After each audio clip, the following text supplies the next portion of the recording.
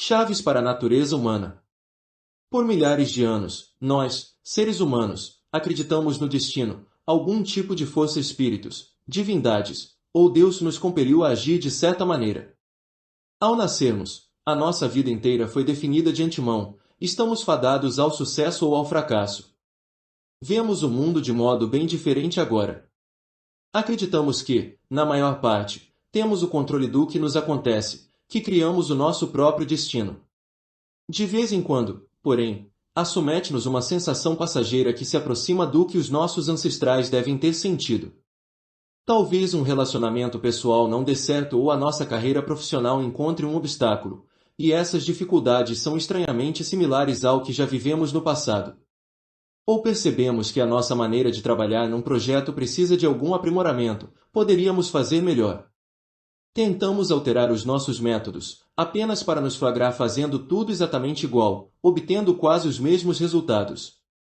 Talvez sintamos, por um momento, que algum tipo de força maligna, alguma maldição, nos compele a reviver as mesmas situações. Muitas vezes notamos esse fenômeno com maior clareza nas ações alheias, em especial de quem nos é mais próximo. Por exemplo, presenciamos amigos se apaixonarem o tempo todo pela pessoa errada ou afastar de forma inconsciente a pessoa certa. Nós nos afligimos com algum comportamento tolo deles, como um investimento imprudente ou uma má escolha profissional, apenas para vê-los repetir a mesma tolice alguns anos mais tarde, uma vez que tenham se esquecido da lição que aprenderam. Ou conhecemos um indivíduo que sempre ofende a pessoa errada no momento errado, criando hostilidade aonde quer que vá. Ou alguém que desmorona sob pressão, sempre da mesma maneira, mas que culpa os outros ou a má sorte pelo que acontece. E, é claro, conhecemos os viciados que abandonam o vício, apenas para ter uma recaída ou encontrar outra forma de dependência. Observamos padrões que eles não enxergam, pois ninguém gosta de acreditar que está sob algum tipo de compulsão além do seu controle. É um pensamento perturbador demais. Se formos honestos com nós mesmos, precisamos admitir que há alguma verdade no conceito de destino. Somos propensos a repetir decisões e métodos de lidar com os problemas. Existe um padrão na nossa vida, visível principalmente nos nossos erros e fracassos. No entanto, há um modo diferente de olhar para esse conceito. Não são espíritos ou divindades que nos controlam, mas o nosso caráter. A etimologia da palavra caráter, do grego antigo, se refere a um instrumento de gravação ou impressão. Caráter, portanto, é algo gravado ou impresso tão profundamente dentro de nós que nos compele a agir de certas maneiras, além de nossa consciência e controle. Podemos conceber esse caráter como tendo três componentes essenciais, em camadas sobrepostas, que lhe dão profundidade. A primeira camada, e também a mais profunda, está ligada à genética, ao modo específico de programação do nosso cérebro, nos predispondo a certos ânimos e preferências. O componente genético torna certas pessoas propensas à depressão, por exemplo, faz-os serem introvertidos e outros extrovertidos. Pode até levar alguns a se tornarem particularmente gananciosos por atenção ou privilégio ou possessões. A psicanalista Melanie Klein, que estudou crianças, acreditava que o tipo ávido e ganancioso delas veio ao mundo predisposto a esse traço de caráter. Talvez existam também outros fatores genéticos que nos predisponham à hostilidade ou à ansiedade ou à franqueza. A segunda camada, formada acima dessa, vem dos nossos primeiros anos e do tipo específico de apego que formamos com a nossa mãe e com os que cuidavam de nós. Nesses primeiros 3 ou 4 anos, o nosso cérebro é bastante maleável.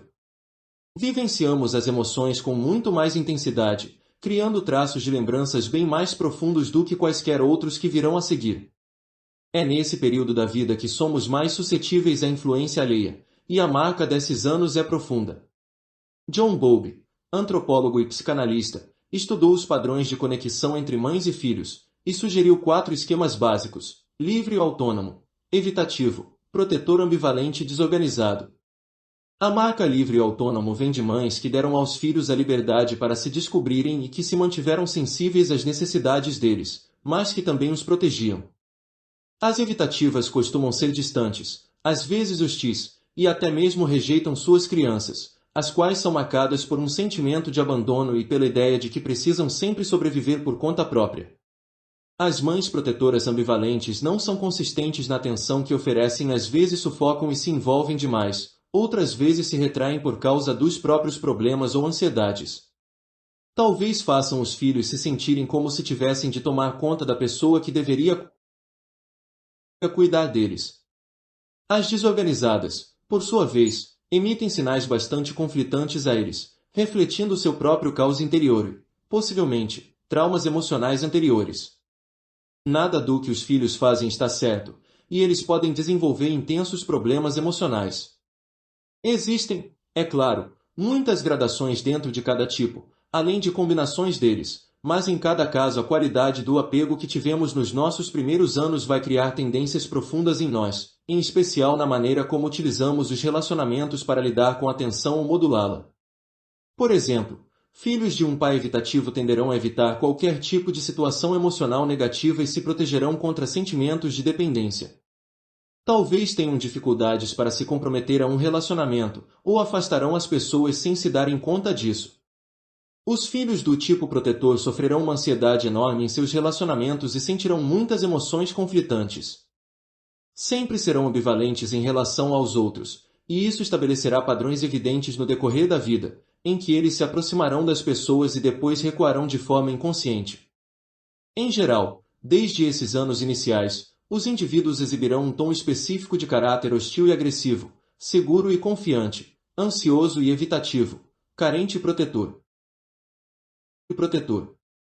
Essas duas camadas são tão profundas que não temos uma consciência real da existência delas e do comportamento que compelem, a menos que façamos um grande esforço para nos autoexaminarmos. Acima dessas, uma terceira camada se formará a partir dos nossos hábitos e experiências à medida que envelhecemos. Com base nas primeiras duas camadas, tenderemos a nos apoiar em certas estratégias para lidar com a tensão, buscar prazer, ou lidar com os outros. Essas estratégias agora se tornam hábitos que se estabelecem na nossa juventude. Haverá modificações na natureza específica do nosso caráter dependendo daqueles com quem lidamos, amigos, professores, parceiros românticos, e de como respondemos a eles. No entanto, em geral, essas três camadas estabelecerão certos padrões evidentes. Tomaremos uma decisão em particular. Isso é registrado neurologicamente no nosso cérebro. Somos compelidos a repeti-la porque o caminho para ela já está traçado. Torna-se um hábito, e o nosso caráter é formado de milhares desses hábitos, os mais antigos tendo sido determinados antes que tivéssemos consciência deles. Há também uma quarta camada, desenvolvida muitas vezes no fim da infância e na adolescência à medida que nos tornamos cientes de nossas falhas de caráter. O ser humano faz o possível para encobri-las. Caso sinta que, no fundo, é tímido e ansioso, percebe que esse não é um traço socialmente aceitável. Aprende a disfarçá-lo com uma fachada. Compensa-se tentando parecer extrovertido ou despreocupado, ou até mesmo dominador. Isso torna ainda mais difícil determinarmos a natureza do caráter de alguém assim. Alguns traços de caráter são positivos e refletem uma força interior. Por exemplo, há pessoas com propensão para serem generosas e francas, empáticas e adaptáveis sob pressão. No entanto, essas qualidades mais fortes e flexíveis muitas vezes requerem consciência e prática para se tornarem de fato hábitos com os quais elas podem contar. À medida que envelhecemos, a vida tende a nos enfraquecer. Torna-se mais difícil manter a nossa empatia, veja o capítulo 2. Se formos reflexivamente generosos e francos com todos que encontramos, acabaremos metidos em muitos problemas. A autoconfiança sem autoconsciência e controle pode se transformar em soberba. Sem um esforço consciente, esses traços fortes tenderão a se exaurir e se transformar em fraquezas. O que isso significa é que as partes mais fracas do nosso caráter são as que criam hábitos e comportamentos compulsivos, pois não exigem esforço ou prática para serem mantidas. Por fim, podemos desenvolver traços conflitantes de caráter, talvez por causa de uma diferença entre as nossas predisposições genéticas e das nossas primeiras influências, ou dos pais que nos imprimiram valores diferentes. É possível nos sentirmos tanto idealistas como materialistas, ambos os lados lutando dentro de nós. A lei permanece a mesma. O caráter em conflito que se desenvolve nos primeiros anos de vida, vai apenas revelar um tipo diferente de padrão, com decisões que tendem a refletir a ambivalência de uma pessoa, ou que pendem de um lado a outro. Como estudante da natureza humana, a sua tarefa é dupla. Em primeiro lugar, entenda o seu próprio caráter, examinando ao máximo os elementos do passado que o formaram, e os padrões, na maioria negativos, que você vê se repetindo na sua vida. É impossível se livrar desse carimbo que constitui o seu caráter. Ele é profundo demais. No entanto, por meio da consciência, é possível aprender a mitigar ou deter certos padrões negativos. Trabalhe para transformar os aspectos fracos e negativos do seu caráter em forças reais, tentando criar novos hábitos e padrões que combinem com eles por meio da prática, moldando de forma ativa o seu caráter e o destino que o acompanha. Para entender mais sobre isso, ver a última seção deste capítulo. Em segundo lugar, você deve desenvolver a sua habilidade de ler o caráter das pessoas com quem lida. Para fazer isso, vai precisar considerar o caráter como um valor primordial na hora de escolher aquele com quem ou para quem trabalhar, ou um parceiro íntimo. Isso significa dar mais valor ao caráter do que ao charme, inteligência ou reputação. Observar o caráter dos outros, que se nota em suas ações e padrões, é uma habilidade social absolutamente crucial.